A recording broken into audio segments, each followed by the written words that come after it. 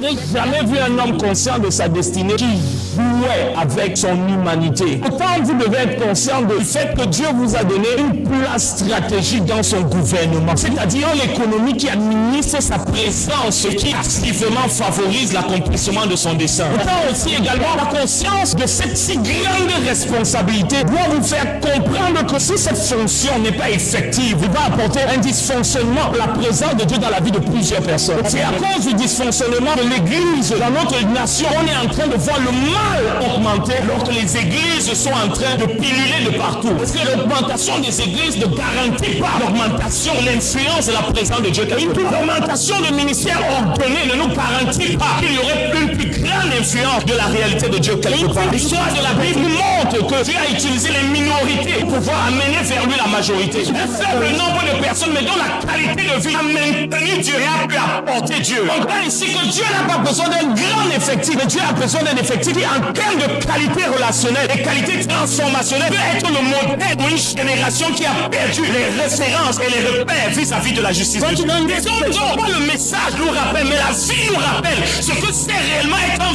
vrai chrétien, un vrai serviteur de Dieu, un véritable homme de Dieu, qui ne défie pas en fonction des tendances et des messages, mais qui reste solidement ancré et enraciné dans la sainte doctrine. Des hommes dont la vie nous montre la distance qu'il y a entre un sans Dieu et un ayant Dieu. Ce n'est pas juste leur message qui parle, leur qualité de vie, les standards auxquels ils se soumettent, les règles auxquelles ils se soumettent, les choses, les compromis qu'ils se refusent. Parce que la connaissance de Dieu nous donne une responsabilité vis-à-vis de Dieu qui cause un engagement plus profond. Je veux dire, cette conscience de l'appel de Dieu, cette conscience que si on enlève une barrière et un mur protecteur, il n'y a plus de salut pour ceux qui sont à l'intérieur. Et c'est pour ça que la crise de leadership aujourd'hui est la plus grande crise. Un homme enfermé sur lui, il donne des instructions et les gens se retrouvent dans les rues en train d'être tués. Une responsabilité vis-à-vis du sort de ces personnes. La parole dans son nom fait descendre des milliers de personnes dans les rues qui vont perdre leur vie.